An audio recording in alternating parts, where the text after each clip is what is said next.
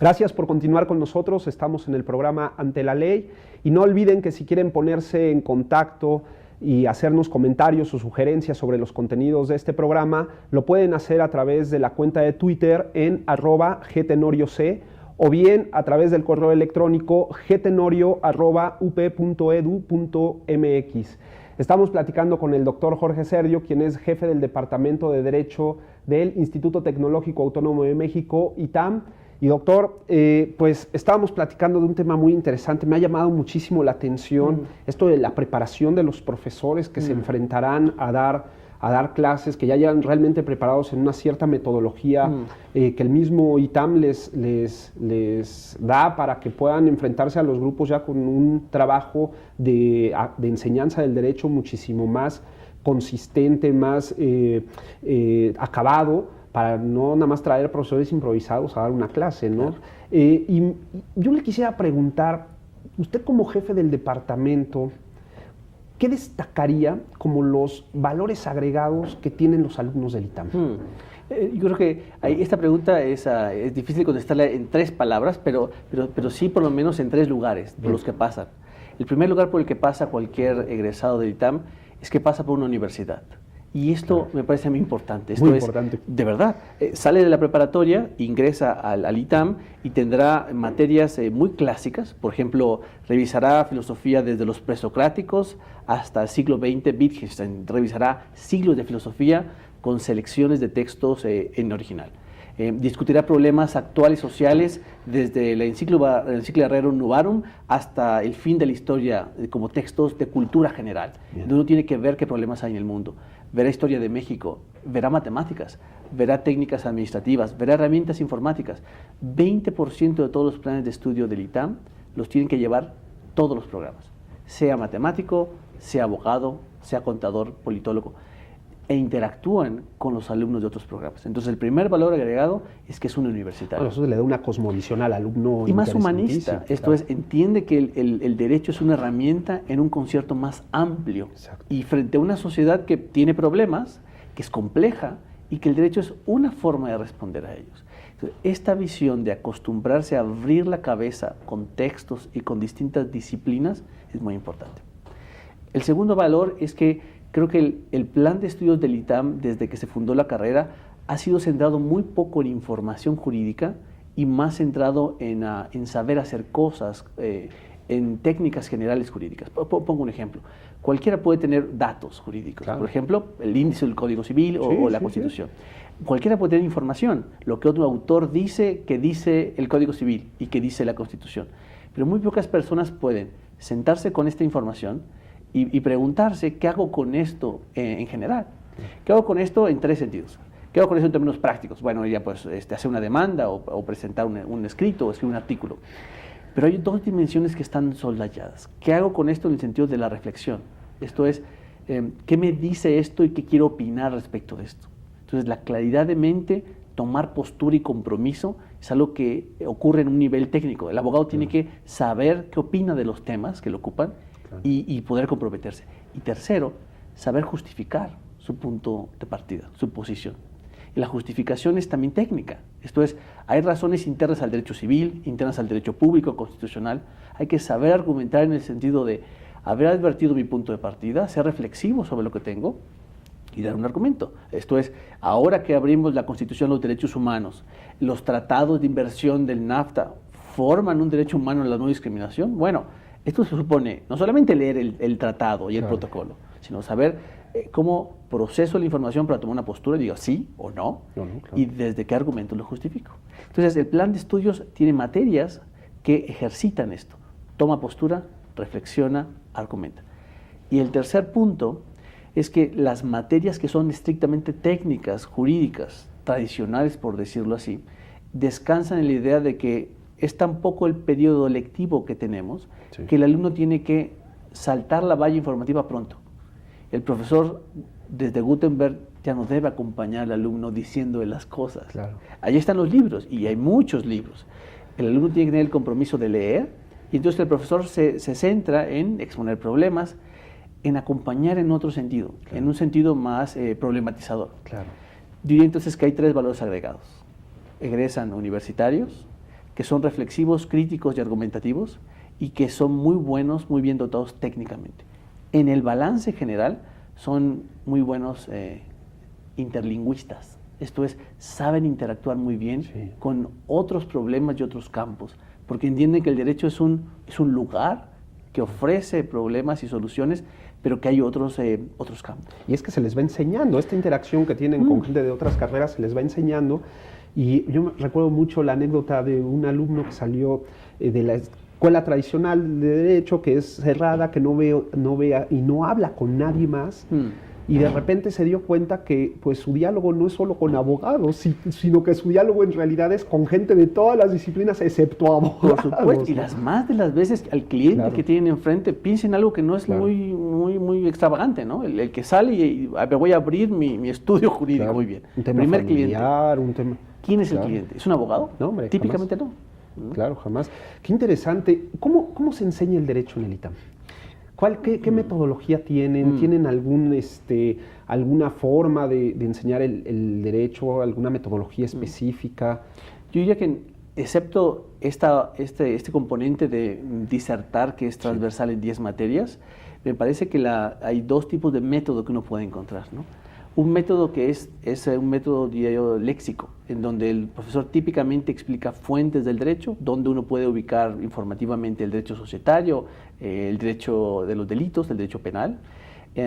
Y en ese sentido lo que hace el profesor es expone la información y trata de que el alumno entienda las fuentes y qué problemas hay. Este es como un método muy general y típico. Y después yo diría que hay una ocupación metodológica de los profesores de tiempo completo. Es que no hay que olvidar que 2 de cada 3 cursos en el ITAM se imparten por profesores que son investigadores de tiempo completo. Claro.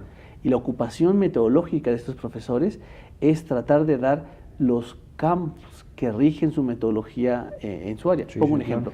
Hace poco, en una discusión que teníamos sobre cómo enseñar este derecho hacia preparatorias, los profesores de Constitucional dijeron, miren, es que algo que ahora hacemos, pero que a nuestra generación no le hicieron, cuando hablaban de derecho constitucional, es acercarse a los problemas constitucionales como casos presentes, con componentes históricos, ¿no? Por ejemplo, ¿cómo explica uno el surgimiento histórico del debido proceso y la inviolabilidad del domicilio? Bueno, cuéntele una historia donde el señor Pérez estaba dormido, de repente entraron los agentes de la AFI y lo tomaron por el pelo y le dijeron, a ver, usted es sospechoso de, oiga, pero entró a mi casa a mitad de la madrugada. Y entonces el caso, lo que uno que muestra son, sitúa históricamente dónde ocurrió el nacimiento y la discusión jurídica del debido proceso. Claro. Y eso es en derecho constitucional. Pero por caso se me ocurre que en derecho penal, algo que los profesores que ahora están discutiendo es absurdo que por un lado se enseñe teoría penal, teoría del delito. El delito es un acto, una acción o omisión típica, antijurídica y culpable. Y del otro lado vean delitos en lo particular sin que haya una correlación. Claro. Entonces, es muy común en Alemania tener una hoja, que es una suerte de un algoritmo, un checklist, una suerte de formulario, donde para cada delito uno tiene que encajar los elementos abstractos del delito general. Entonces, a ver, acción o omisión. Bueno, ¿cómo opera esto en el fraude? Uno puede hacer un fraude donde yo estoy omitiendo algo, pero entonces estoy defraudando a alguien. Claro. Quizá no tiene sentido. Existe algo así como la negligencia o la culpa, esto es una conducta que no se prevé como dolosa en la violación, pero que es también responsable. Entonces, ellos metodológicamente se han ocupado de decir, hay que acercar estas dos disciplinas.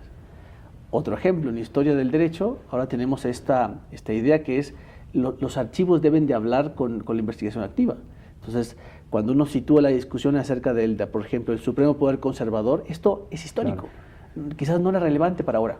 O quizás sí, si pensamos en mandos únicos, para atacar el crimen organizado, que elimine costos de coordinación, que centralice las decisiones. Bueno, vaya al archivo y muestre qué se debatió en esa época y vea qué de ese debate puede ser usado ahora en un debate que es actual. ¿Concentramos o no los mandos en materia de seguridad? Me parece entonces que la ocupación metodológica viene de nuestros investigadores. Y se logra un buen mix entre una metodología de investigación, una clase magistral y una metodología del caso. Yo diría que del caso depende del lugar. Esto es, hay lugares que se prestan más claro, por otro. Yo más bien diría que por materias hacemos una convivencia doble. Hay profesores que vienen de fuera, que son líderes en su campo técnico afuera, y lo que vienen a dar, diría, inevitablemente es un método léxico, magistral, la ubicación de las fuentes del derecho. Pero no hay un solo semestre en donde 3 de 4 materias al menos tengan otra visión de cómo encarar, digamos, el derecho desde otra metodología, desde el caso, desde las lecciones contemporáneas y comparar problemas, desde, por ejemplo, hacer que el alumno se ubique en un lugar y trate de esbozar un camino de solución estratégico, de tal manera que creo que son varios los caminos de enseñanza. Quiero hacer un símil. Si tuviéramos un médico y le preguntáramos, es que cómo se enseña la medicina, si le preguntamos al profesor que hace citología y microscopios, dirá algo muy distinto del que enseña anatomía. Sí, desde luego. Y creo que esto es un poco. Y eso es lo maravilloso de la enseñanza, sí. ¿no? Va adaptándose también de acuerdo a la materia. Y hay que pensar que el derecho es así. Claro, claro. Fíjese que, claro, respecto a los alumnos de grado, de pregrado, estas metodologías como quedan muy claras. ¿Cómo opera con el posgrado? En el posgrado del ITAM, ¿cómo han asumido la enseñanza del derecho? ¿Sigue la misma suerte del pregrado? No en el mismo sentido, y claramente no, porque pensamos que el alumno de posgrado tiene que tener más responsabilidad con su propia formación. Esto es, no creemos en los posgrados que son remediales. Claro. Si alguien tuvo una mala formación, licenciatura, en el posgrado del ITAM no lo va a remediar. Claro, no es culpa de ustedes, es culpa de quien le dio ese grado. Y en ese sentido, la metodología es un poco distinta. Quizás lo puede ilustrar con la maestría en Derechos Humanos y garantías. El primer semestre consta de estas materias. Tiene uno, teorías de la justicia, argumentación en materia de hecho y prueba, sistematización y aplicación del derecho y razonamiento jurídico. De estas 4 materias, todas las materias tienen distintos propósitos. No es formarlos en una metodología previa para investigar, sino es exponerlos a justificaciones normativas generales del Estado y del derecho, exponerlos a que hay un cauce institucional claro, que es que ya nada se discute fuera de un contexto probatorio, que si algo hay en el derecho contemporáneo son múltiples fuentes y múltiples sistemas interactuando entre sí, y cuarto, que esto tiene un control o una aspiración a ser controlado en términos racionales bajo el razonamiento lógico. Y estos 4 son lugares no metodológicos, sino que suponen discusiones muy álgidas, inacabadas, donde el alumno tiene una estantería de respuestas y problemas. Sí, claro. Y lo que se le pide al alumno al final de la materia es que compre la postura que él crea que mejor pueda sustentar frente a otros. El segundo semestre son materias que suponen estos insumos. Y entonces, por ejemplo, tenemos problemas de ponderación comparada. Aquí lo que vemos son, mire, aquí hay un problema de libertad de expresión contra intimidad y aquí hay 4 cortes que la resolvieron de manera distinta. Claro. Entonces, a ver, ¿dónde está el aspecto normativo de la teoría de la justicia? ¿Cuáles fueron los elementos probatorios relevantes? ¿Cuál fue el paso por las distintas fuentes si fueron o no presentes? Problemas interpretativos. Y por último, ¿qué orden lógico tuvo el proceder del tribunal? Tan solo para que el alumno, suponiendo todo esto, me diga, como habilidad práctica, cómo quiere enfrentar un problema de derechos. Claro. Que sepa que son ponderativos, que son conflictuales, pero que la justificación es lo más importante y que distintas cortes en distintos lugares lo ocuparon de manera distinta, ¿no? Y esto me imagino que el trabajo también con los profesores del posgrado debe ser intenso para que asuman esta metodología de trabajo. Lo que hacemos es que dispersamos un poco el posgrado. Hay un profesor que en Derecho Constitucional Comparado, en ponderación, tendrá como la labor de las primeras 5 semanas. Y lo que hará será presentar el desarrollo teórico acabado del estado de la cuestión. Y después haremos pasar distintos expertos de estas distintas cortes, por ejemplo, y al final otro profesor lo que hace es exige un dossier donde bajo la metodología de la disertación dice, mira, ahora tú toma una postura y preséntala y analiza y crea. Es que es muy fácil enseñar habilidades críticas en el derecho, pero es mucho más difícil enseñar habilidades constructivas en el derecho. Claro. El diseño de una solución, la justificación de la solución y la exposición de la solución frente a perfiles y alternativas distintas. No, desde luego. Entonces, creo que hay que reconocer que esto es obligado, porque si tuviéramos a Robert Alexi, por ejemplo, y todos los años, si tuviéramos a un John Finnis que quisiera todos los años venir aquí a charlarnos, ¿no? De esto, bueno, estaría estupendo, ¿no? McCormick ya murió. Si tuviéramos gente con esta capacidad de sintetizar todo esto, perfecto. Pero como no lo tenemos que ser mucho más humildes. Bien. Esto es enseñar a problematizar y la gestión que se divide en 3 partes. El que encausa, el marco teórico, los que problematizan y aquel que cierra con esta habilidad escrita. Y esto sí es transversal. Claro. Los alumnos de maestría son enseñados en la misma metodología de disertación, tan solo por cosas tan básicas como saber comentar un fallo, una resolución judicial. Nada más con eso. Nada más con eso. Y está maestría en Derecho Constitucional y Amparo. No, en Derechos Fundamentales, maestría en Derechos Humanos y Garantías. Y Garantías. Luego está la maestría en Derecho Administrativo y de la Regulación. Y de la Regulación. Y hay una especialidad en Interpretación. En Argumentación Jurídica. Esta, por ser especialidad, imagino que tendrá alguna otra naturaleza. Esta naturaleza es, pero aquí, de vuelta un poco como el sesgo ITAM, ¿no? Es que creo que cuando uno piensa en argumentación, es común encontrarse con argumentación en el sentido de justificación. Correcto. Esto es, ¿qué teorías han dicho cómo se debe justificar? Y es difícil porque requiere levantarse las mangas y ponerse a escribir, redactar ejercicios en cada campo, en hechos y pruebas, en argumentación judicial, en argumentación legislativa, en los órganos administrativos que regulan y justifican sus decisiones. A ver, entonces, armemos una casoteca, un ejercicio y sobre todo un procedimiento de solución que exponga la solución que el alumno llegue en el campo, que sea, pero que sea al menos susceptible del debate público. Y ya esto es una gran ganancia. Desde luego. Hay que observar cómo la gente produce justificaciones que no se pueden debatir, porque no se entienden. Desde ni luego. desde dónde están justificadas, ni cuál es el propósito de la justificación. Entonces, la especialidad tiene de enero a diciembre módulos muy intensivos, básicamente en saber hacer. Esto es, pongo un ejemplo, no vemos teorías de la interpretación, vemos técnicas de interpretación, técnicas de presentación de la interpretación y técnicas de presentación desde dónde se podría justificar. Pues yo creo que el alumno eso lo debe agradecer más, a que me vengan a decir, pues ya, todas esas las sabemos, las puedo consultar en un libro, enséñame a cómo hacerlo. Pero sobre todo agradece que exista un procedimiento detrás, que no va a dar una solución determinada, porque no hay solución determinada. Pero sí por lo menos cómo pude arribar a presentar una configuración justificada.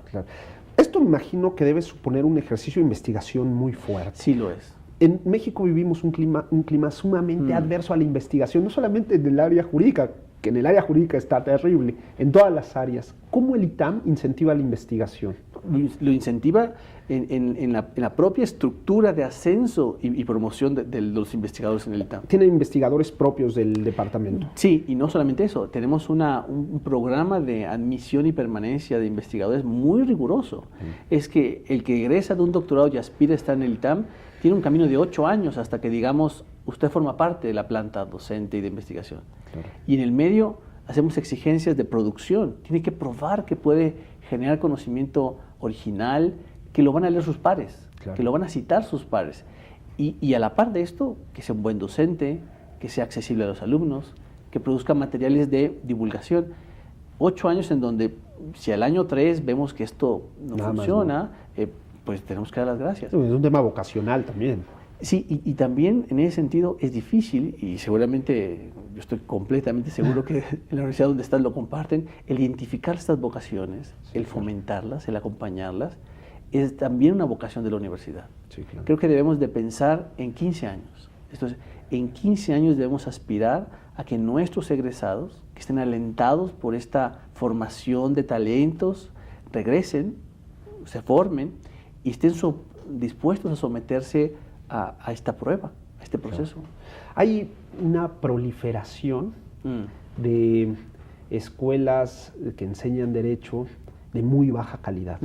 Yo le propongo que dejemos esta pregunta puesta sobre la mesa y regresando del corte la abordemos. Estupendo. ¿De acuerdo? No se vayan, estamos platicando con el doctor Jorge Serdio, jefe del Departamento de Derecho del ITAM.